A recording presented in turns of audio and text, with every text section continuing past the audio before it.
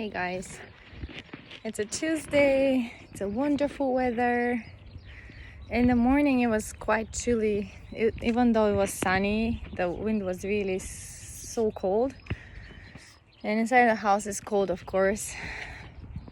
So here we are, hiding from the sun and sleeping already. So one of their brothers forgot his big bags that were required today to bring to school, because they have to bring home everything there is that is with their name on it, position in school. So they need bags to bring everything back home, because tomorrow is the last day of the school year, and in April starts the new school year. So they'll have 2 weeks of as a spring vacation and somewhat of homework, I think. And today is the day when they announced which teachers are leaving, who is staying, who is transferring, the new ones coming. And so it's like a bittersweet kind of day for the Japanese home teachers. Actually, the ALTs, us, we know we stay usually. If we didn't require or ask the company to move us to a different area, we stay usually in the same schools. But I remember seeing the euphoria and the tears, the happiness, the surprise, the oh yeah, I know that teacher, those kind of things. So yeah, it's that day today.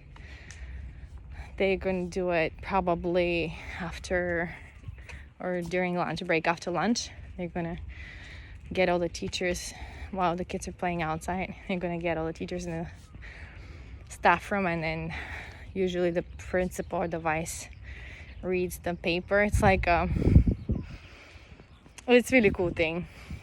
Everybody's heart is like woo, but then some teachers request to be moved, some don't. There are situations where they have to split teachers because they don't get along, and there are all kinds of situations, but in general it's like a bittersweet kind of feeling. But so our boy forgot his bag, so we were like, oh, let's get the twins to walk to the school with them. So they tried their best. Oh my gosh, they tried their best, but they couldn't really make it all the way. This little guy here, he just stops everywhere, wants to touch everything, and curiosity. He's a boy. He hears every vehicle and stops to watch it, and it's just really, really cute. Ohayou gozaimasu.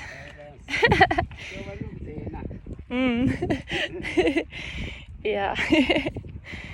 あれ一人今日2人双子いやいつも二人乗っとる双子Grandpa was very curious if it's only one baby or two babies, so I just told him they're twins. Yeah, cute grandpa, just walking with some flowers, maybe going to the tombs, the graveyards that they have here. It's not really grave, it's a tomb where they keep the bones and the dust from after cremation. Anyways, so we're walking to the school, and then we gave the bags and walking back home, and they got quite tired. Like my little baby girl, her father had to hold her because she's just she was like spacing out. And anyway, so when we went home, and then we blew bubbles for them, and it was really, really cute. They were trying to pop the bubbles right in front of my face, splashing, or like chasing them. And because it's windy, it was really fun to see them chasing the bubbles. And they're really tired, so I just loaded them in the stroller. I'm like, you guys have to sleep because they have a shot today, like multiple shots, I believe. And so they need their energy, right? They have to sleep well in the air, in the fresh air, and get some sunshine, some fresh air, and get energized, eat lunch, and get ready for their shots. Here's a little cool thing, you guys. I got it from the 100 yen shop, which is like a Dollar Tree shop kind of thing. Some of the items they have is not 100 yen. It's like more than that. It's like 300 or 500, depends on the quality and the size. But this thing, look at that, it's a bottle. They're all standard size bottles. And so you buy this part, like this one, with a straw in it, and it comes with like a little straw in it that has like an extension too. You can see the extension is a bit oh, okay, it's kind of, anyways, it's from the dollar store, so it drips water, but juice. But I think, it's easier to just grab one of those big ones instead of 2 bottles for the babies. And so they drink from it now, so it's really, and I try to keep everything neat and out of molding, so I wash them frequently and sanitize them so that it doesn't get mold. Everything gets really molded easily here. So even the thermoses that the boys bring to school, I have to always be careful. Like those rubbers on the cap, everything has to be removed on Fridays. Usually at the end of the week, I take them out and brush whatever I can with soap or bleach them for overnight, so that the mold doesn't appear, or if there's any, that it cleanses it. Oh gosh, English. Anyway, so those two are like dead tired now. Yeah, so getting ready for that 2 p.m. shots. And some of them used to be included into the requirement, like the shots that they don't pay for, the government pays for all the children. But it's now they make it like a choice of the parents if they want to do it or not. So if you want it, you have to pay for it extra, and that's the mumps. So the mumps shot now is not into the package of, okay, your kids have to get that much stuff from the government. No, you have to pay for it. So they have to bring some cash with me to pay for it. I want them to have the mumps one, because the other 3 boys, older ones, they have it. Thankfully, goodness, oh gosh, we do need it especially for boys. So if they get it, it will be some kind of mild version of it, right? When you have the shot. Speaking of shots, the COVID-19 shots, how are you guys on it? Like, we haven't done it. It hasn't probably been in our area yet. I don't know. I'm not really literate about distribution of those in our area or in Japan in general. I think I read before that by June, July, but then the Olympic Games will be here, and then they will be required only the sportsmen to be here, and then everybody's going to be just watching on TV, which is, some people say, is going to be good, because it just brings back the real reason why people do to come to compete. It doesn't become like this chaos of people everywhere, trash everywhere, which in Japan will be really stressing, because this country is all about cleanliness. And in all honesty, they will be terrified if they have to host millions of people in Tokyo.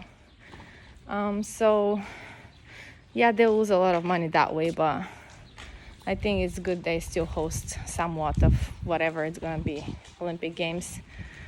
And they really pushed it hard, because I think they prepared well for it, and in most places it's back to normal now. I mean, it's never been like really locked down, except Tokyo and restaurants, because that's where people spread it the most. Afterward, they go drink. And restaurants, that people where eat. Supermarkets are very careful. They sanitize all the time, everything, everywhere. So it cannot be them. It's just those late night places where you leave your guard off. And anyway, so I know a relative I talked to, she said she got her shots, Moderna, 28 days apart, both shots. Most people in the UK already have it. I don't know who uses what kind of shot, but there are usually 2. And let's see if that really helps and puts things back to normal, because this world is really tired of. I mean, we lost a lot of people to the COVID-19, and it's just ridiculous, you guys. Sorry, the wind is really strong, so I don't know if you can hear well, but I'm sorry. It's windy around the mountain here in the fields, but around my house is not that windy. Yeah.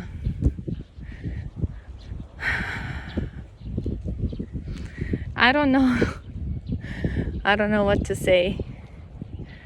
It's the same old every day with me. There is no much I can enlighten you about. I'm trying my best to be there for my kids, and last night actually was quite late. It was after or around 10 o'clock, and it's windy. And we were saying our family prayer, and then something happened. Like, I said a really long prayer, and it was like really, we prayed literally for classmates and their families. We prayed for the teachers. We prayed for those we don't really like and have hard time with. We prayed for forgiveness for the things that we fall short of. And after that prayer, they all three just sat around. They didn't want to go back to their beds because we were like all gathering on the futons where the babies and I sleep. And those boys just opened up and started talking. They were saying, they were sharing things from school, like how my little guy from the three older boys, he goes, "Mommy, I saw something really terrible today at school with my own eyes." I'm like, "What did you see, baby?" He goes, "I saw one boy and one girl fighting in first grade, and he was showing her the middle finger and doing this. Like, you do this in Japan, you guys, that means you go to hell, okay? That's just not good. Like, if you do this, it's like, okay, good job, right? But you don't do this in Japan. You don't do that. You just go like with both hands like cross or something like that. You don't really go like this in Japan. So if you do that, oh my gosh, that's like equally bad as the middle finger, which I don't understand, but hello, it's Japan. I'm sorry, the wind is really strong, huh?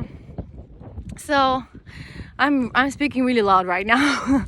I don't know if people hear me what they're gonna say, but I don't really care. So yeah, so I was like, "So what did you do?" He said, I was just disgusted, you know? They don't really know the real meaning. I'm like, "Yeah, they don't know the meaning of the middle finger. Do you know the real meaning of the middle finger?" And he's like, "Yeah, I do, because we tried. I tried to explain multiple times before, so they know that is something like really." I mean, nowadays, even in an English-speaking country, you guys, when you show the middle finger, it's like, wow, it's like in Bulgaria, people show it all the time. And like at kids at school, I remember growing up, boys were doing the same thing in my classes during class, during the breaks between classes and long recess, and everybody was doing those things. So it's become like so casual kind of thing that everybody is doing, that nobody really cares of like, oh my gosh, it's kind of. But we're trying to keep manners, and we're trying to teach the kids not to be like that, to use filthy language and F-wordings and things like that. So at home we don't use the F word, but we sure know what the freak word means. And I'm like, I'm gonna start washing mouths with the dish soap soon, because the hand soap doesn't work anymore. It's like, you guys have to really wash your mouths really well. So if I don't do something about it, they're not gonna change. So, and I don't want them to be those kind of filthy speaking people that think that they can justify their actions and their nastiness with nasty words. I don't think that's okay to do. There is a much better way of talking through with people without being nasty. I believe in that, and I think nastiness just sets up a really uncomfortable atmosphere in the room, and it makes me feel filthy inside. I don't know, that's just me. So people effing left and right, I can't really handle for a long time in the same room.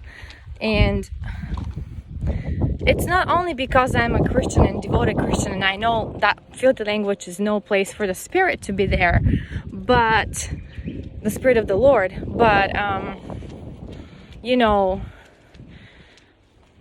I mean, even when I was doing internship in Waikiki back in Oahu as a college student, I remember, and I think I've said that before in my videos, but I remember my boss and the people in the office, it was a small office where it can fit like maximum 3 people, one of which was always out with the tour groups. So 2 of us, like my boss and I, and sometimes another lady would come. But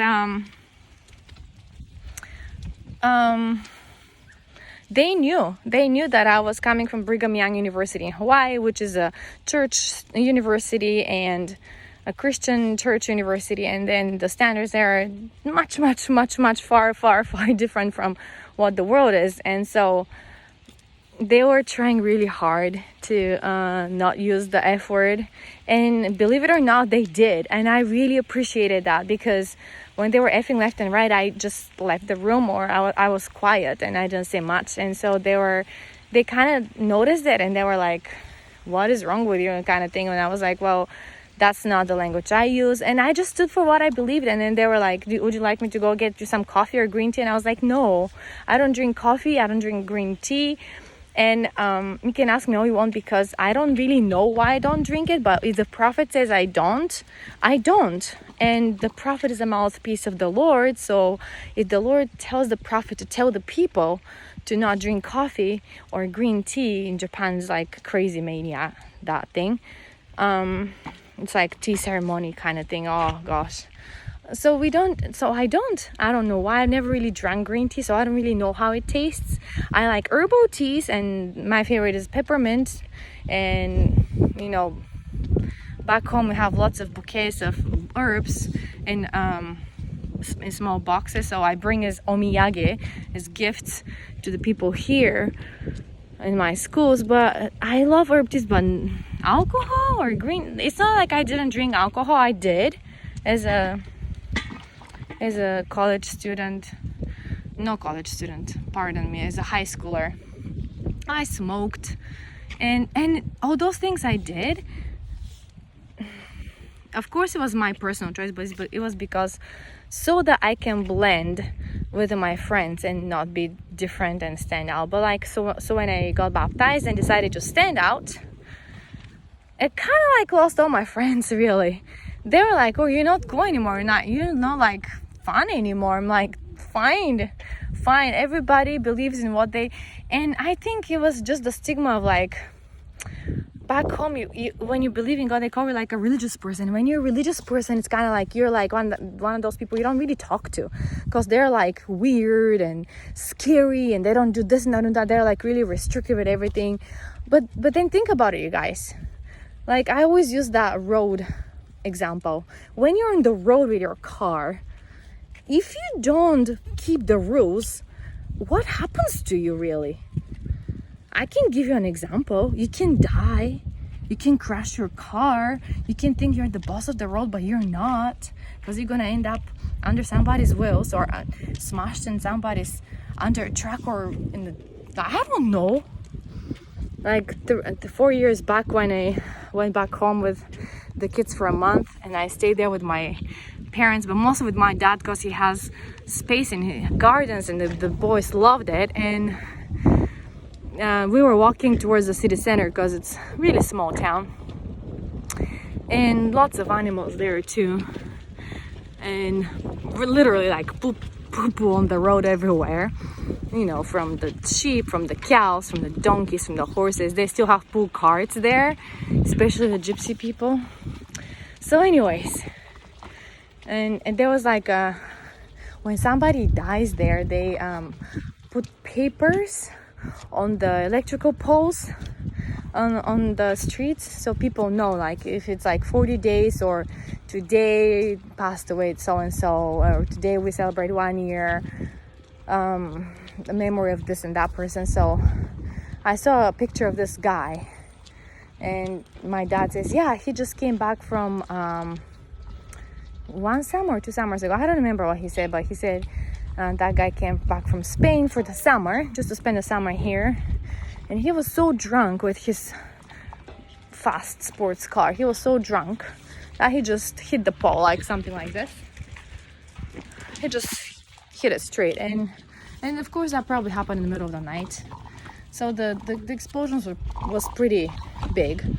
And he died right there, right then and right there. And so my dad was like, too bad, because, you know, his parents are mourning him, and just really, really ridiculous way to die. But that was his choice. He decided to get drunk and to have party and to drive drunk, and because there's not really law or policy or anything that to restrict them. Here in Japan, you drive drunk, you go to jail, whether you like it or not, and you lose your license for a number of years, and you pay an enormous amount of money on the top of that. So you think twice if you want to drive drunk. In Bulgaria, however, they do everything, like they do the test and they make you to walk on a straight line, and you put like 50 euro in their pocket, they shut up and they just let you go. That's how it is. I'm sorry. I'm not saying all the policemen are like that. I believe in Bulgaria there are decent policemen that are trying to protect the law and protect the citizens from crime. But I've seen people doing things, so I know.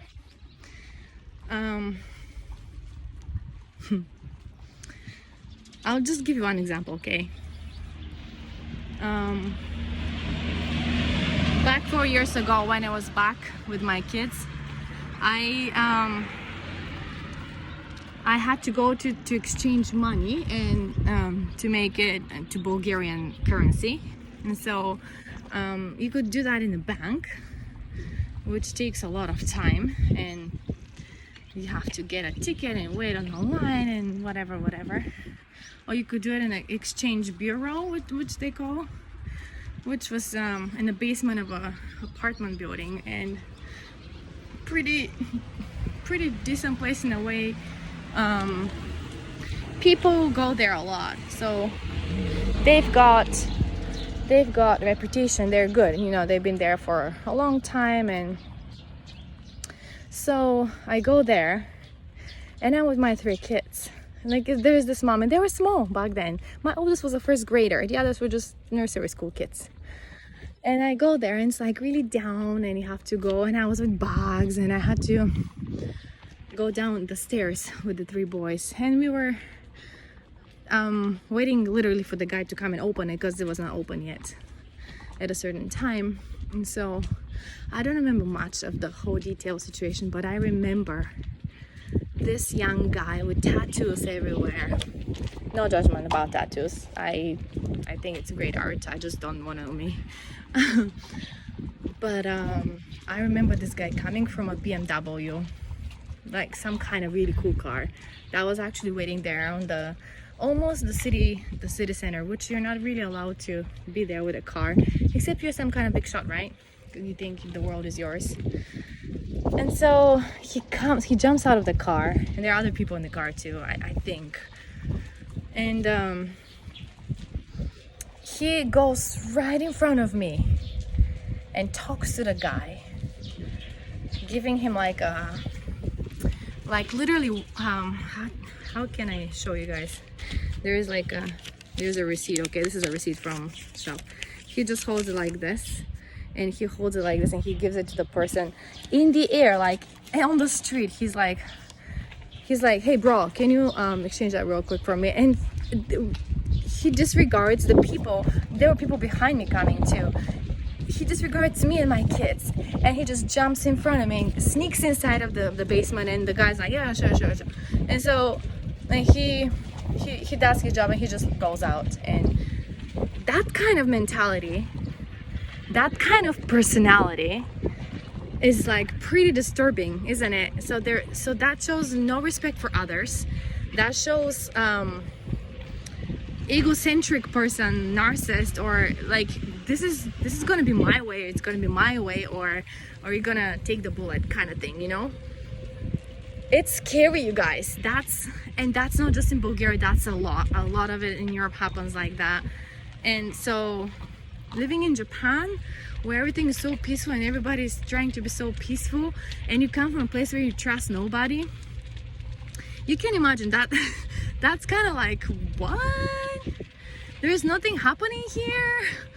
It's not like I'm trying to confront people. I just think it's really boring place here.